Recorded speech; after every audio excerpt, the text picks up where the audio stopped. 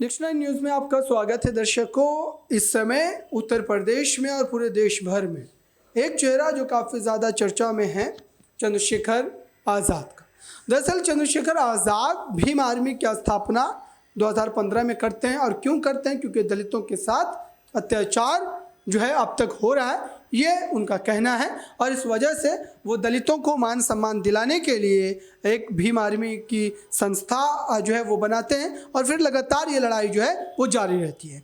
इस पूरे मामले को बताने का मतलब ये कि अभी जिस ढंग से आपने देखा संभल की घटना हुई या फिर कानपुर में जो दलित जो है 2 युवती के साथ जो है पूरा का पूरा मामला जो है पेश आया, तो अब इसको लेकर के ऐसा लग रहा है कि चंद्रशेखर आज़ाद अपनी एक राजनीतिक जो है जगह तलाश रहे हैं उत्तर प्रदेश में। और इस वजह से ही लगातार वो इस तरीके के मुद्दों पर खुल करके बोल रहे हैं। इस पूरे मामले पर विस्तार से चर्चा करेंगे इस रिपोर्ट में। मेरे साथ बात करने के लिए प्रांशु मौजूद है। इनसे समझते हैं कि आखिरकार उत्तर प्रदेश की राजनीति में इस समय जिस ढंग से आप देख रहे हैं कि एक के बाद एक मामला कहीं ना कहीं बिगड़ता चला जा रहा है या फिर मायावती के खिलाफ होता चला जा रहा है, इसका विकल्प क्या वाकई चंद्रशेखर आज़ाद बन सकते हैं? देखिए, जिस तरह से चंद्रशेखर आजाद ने उत्तर प्रदेश में अपनी सक्रियता को बढ़ा दिया है, हर एक मुद्दे पर वह अपनी बात रखते हैं। दलित वोट बैंक को साधने की पूरी तरीके से कोशिश की जा रही है।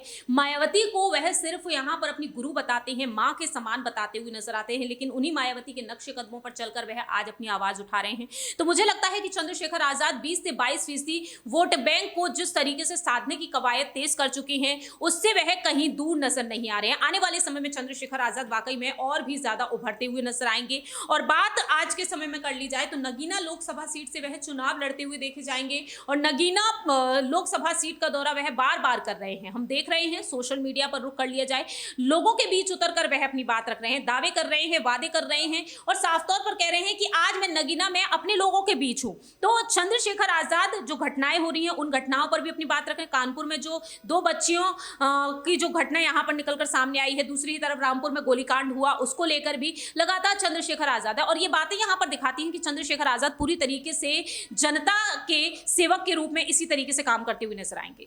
बिल्कुल दर्शकों, इस पूरे मामले पर आपको एक रिपोर्ट दिखाते हैं। चंद्रशेखर का ये बयान एक बार जरूर। निजात पाने का इंतजाम क्या किया? क्या आपने इस बारे में अपनी तैयारी कर ली? आप पे कौन ऐसा है जो इस लड़ाई को आपकी ताकत बन के और पूरी ईमानदारी, जिस तरह की सियासत आज हो रही है कि सीबीआई, ईडी, इनकम टैक्स, मुकदमे, जेल, नोटिस, जांच, इन सब का सामना करके ईमानदारी से आपकी आवाज को कौन उठा सकता है? कि आपने ऐसा कोई साथी, कोई सहयोगी, ईमानदार, वफादार तैयार किया है? कि आपने किसी ऐसे साथी को ताकत दी है जो इस लड़ाई को लड़ सकता है? क्या आप इस बात को भी समझते हो कि अगर आईन को खतरा हो गया तो हमारी जिंदगी में क्या तब्दीली होगी? क्या आप उस खतरे से जानकार हो? आज ये इस देश में हमें धार्मिक आजादी मिली है, वो इस संविधान की वजह से मिली है। अगर आज इस देश में हमें अपनी बात को रखने की आजादी मिली है तो वो इस संविधान की वजह से मिली है। और अगर शरीयत के हिसाब से अपने धार्मिक कार्यों को आगे बढ़ाने की अगर इजाजत कहीं से मिली है तो इस संविधान की वजह से मिली। जब इस संविधान पे खतरा होगा तो शायद हम इस देश में 2 दर्जे के नागरिक बन कि हमारे दिल में तो कुछ और होगा और हम पे थोपा कुछ और जाएगा। आप महसूस करो, जमहूरियत का मतलब है कि जो जनता चाहेगी वो होगा। लेकिन आज क्या हो रहा? जब सीए एनपीआर एनआरसी का कानून आया तो क्या आपसे पूछा गया? क्या बौद्धिस्टों से, ईसाइयों से, जैनों से, सिखों से, आदिवासियों से पूछा गया? जब अभी जीएसटी लागू हुई तो क्या व्यापारियों से पूछा गया? जब ड्राइवरों के खिलाफ अभी 2 महीने पहले कानून बनाकर ड्राइवरों से पूछा गया? जब कमजोरों पे के खिलाफ कोई कानून थोपा जाता, नोटबंदी हुई है, कुछ और जिसके बड़े फायदे सरकार ने गिनाए, क्या कभी आपसे पूछा गया? यानी कि बाकी बहुत कुछ तो बचा ही नहीं है, एक वोट की ताकत हम पे बची है। इसी वोट की ताकत से हम लड़ सकते हैं। अगर हमने ये वोट की ताकत भी खो दी तो शायद हमें सांस लेने के लिए भी इस देश में टैक्स देना पड़ेगा। वो दिन भी दूर नहीं। आप सबको ये फैसले आज के नहीं है, ये फैसले आज जो हम बैठे हैं जिम्मेदार समझदार लोग, हम तो मेहनत मजदूरी करके अपने रोजगार कारोबार से जी लेंगे अपनी जिंदगी। लेकिन आप ये अपने मन से पूछ के देखो, जो नस्लें हमारे घरों में तैयार हो रही, क्या हम उनको जवाब दे पाएंगे कि इतना बेहतरीन मुल्क जो आजादी के बाद बना था, जिसके साथ लाखों लोगों की कुर्बानियां थी, रेशमी रुमाल तहरीक चली, शामली से लेके जब तो खाना लूटा गया दिल्ली तक, कितने मौलाना ने कुर्बानियां दी और क्या क्या नहीं सहा इस मुल्क की आजादी के लिए। क्या इस जब हम जाएंगे दिल्ली में तो इंडिया गेट पे जो नाम लिखे हुए हैं वो इस बात की तस्दीक करते हैं कि किसी एक जाति धर्म के लोगों की वजह से आजादी नहीं मिली। लेकिन जब वो आजादी छीनी जा रही है तो आपके पुरखों ने जिन्होंने आजादी की लड़ाई लड़ी, आप लोग क्या कर रहे हैं? और अगर आज भी आप किसी गुलामी में है कि कोई रहनुमा आपकी जिंदगी बचाएगा या आपकी जिंदगी तब्दील लाएगा, तो आप वही गलती कर रहे हैं जो गलती सियासत में वो लोग लंबे समय से करते रहे, जो सिर्फ इस वजह से चुप थे कि कोई और हमारी लड़ाई लड़ेगा। मैं चे गुवेरा को एक बहुत क्रांतिकारी, आप पढ़ना है मेरे कहने के बाद, उनकी बहुत अच्छी 4 लाइनें हैं कि मैंने कब्रिस्तान में उनकी कब्रें भी देखी, जो सिर्फ इस वजह से नहीं लड़े कि कहीं वो मर ना जाए।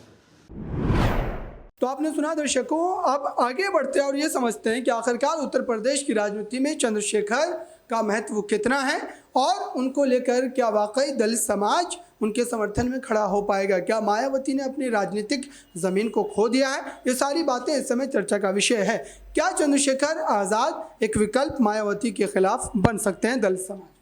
देखिए, चंद्रशेखर आजाद वाकई में एक विकल्प तो अब बनते हुए नजर आ रहे हैं। हमने देखा है हाल ही में रामपुर में जो गोलीकांड हुआ है, उस गोलीकांड में चंद्रशेखर आजाद लगातार जिस तरीके से परिजनों से मुलाकात कर रहे हैं और वे कह रहे हैं मैं पीछे नहीं हटूंगा, चाहे आप मुझे ही गोली क्यों ना मार दो, लेकिन मैं पीछे नहीं हटूंगा। तो ये बातें दर्शाती हैं कि चंद्रशेखर आजाद अपने जनता के लिए कितने यहाँ पर एक्टिव हैं। और ऐसे में यहाँ पर एक और बड़ी बात जो निकलकर सामने आई कि सपा प्रमुख अखिलेश यादव जो उनके साथ हैं, समाजवादी पार्टी के साथ जो उनका गठबंधन है, वो दल नहीं बल्कि यहां पर कांग्रेस पार्टी भी उन्हीं की तरह मैदान में उतरी है। अब राहुल गांधी, मल्लिकार्जुन खड़गे और प्रियंका गांधी भी रामपुर पहुंचेंगे, परिजनों से मुलाकात करेंगे सोमेश के, और यहां पर आंदोलन की शुरुआत होगी। तो ये बातें जाहिर करती हैं अबरार, चंद्रशेखर पहले अकेले लड़ रहे थे, मायावती का साथ कहीं ना कहीं उन्हें चाहिए ही था, लेकिन वो साथ तो नहीं मिला। लेकिन कांग्रेस जो एक बड़ी पार्टी है, वो पार्टी भी यहां पर मैदान में है। तो इससे बखूबी जाहिर होता है कि चंद्रशेखर आजाद आने वाले समय में भी इसी तरीके से बढ़ते हुए नजर आएंगे। जो वोट बैंक है उत्तर प्रदेश में दलित का, वो वोट बैंक उनके लिए वाकई में बढ़ता हुआ दिखाई दे सकता है। बिल्कुल दर्शकों, एक बड़ा सवाल है इसको लेकर के। अब भी कई राजनीतिक जानकारों का, विश्लेषकों का ये मानना है कि मायावती ने कहीं ना कहीं ये एक बड़ा, आप कह सकते हैं कि राजनीतिक ज़मीन खोया है और इसकी पूर्ति के लिए चंद्रशेखर आज़ाद इस समय सड़कों पर अपनी लड़ाई, जनता की लड़ाई, समाज की लड़ाई लड़ रहे हैं। इस पूरे मामले पर देखिए इस रिपोर्ट। घूम रहा है आपके आसपास, उस तराजू में उनको भी रख लो और तोल के देख लो कि कौन आपके लिए बेहतर है और कौन आपके लिए मुफीद है, कौन आपकी लड़ाई को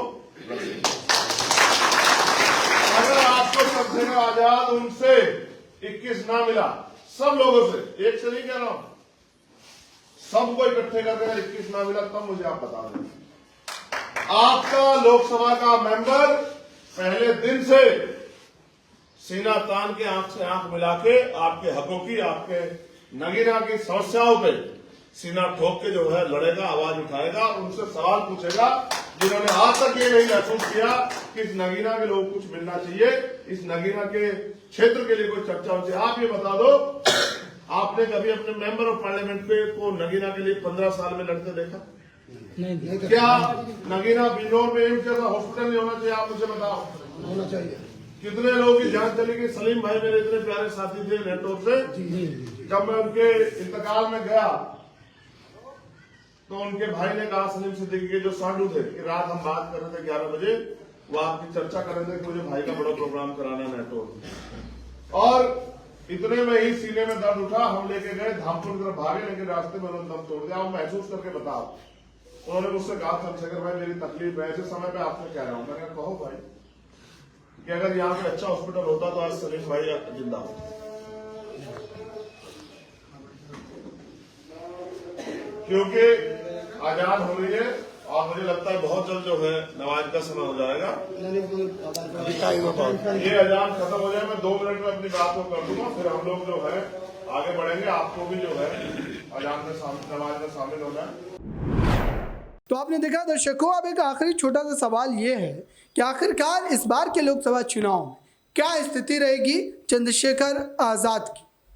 आने वाले समय में यहाँ पर यही स्थिति हो सकती है अबरार की। चंद्रशेखर आजाद जिस तरह से हर एक दल को चुनौती दे रहे हैं, उन दलों में अगर वह चुनौती देने में सफल होते हैं, नगीना से वह एक बार फिर से चुनाव लड़ते हैं, जीत हासिल कर लेते हैं, तो जाहिर है कि बाकी की अदर लोकसभा सीटों पर भी उनकी पकड़ मजबूत होती हुई नजर आएगी, विधानसभा चुनाव में भी पकड़ मजबूत होती हुई नजर आएगी। तो ये सारे फायदे मिलेंगे। कांग्रेस आज साथ में है, समाजवादी पार्टी साथ में है, तो आने वाले समय में बाकी के तमाम और अन्य राजनीतिक दल भी उनके साथ दिखाई दे सकते हैं। बिल्कुल दर्शकों, ये उम्मीद ज़रूर की जा रही है। अब देखते हैं कि चुनाव के नतीजे क्या होते हैं और चंद्रशेखर आज़ाद क्या वाकई इस समय मायावती के लिए चुनौती है।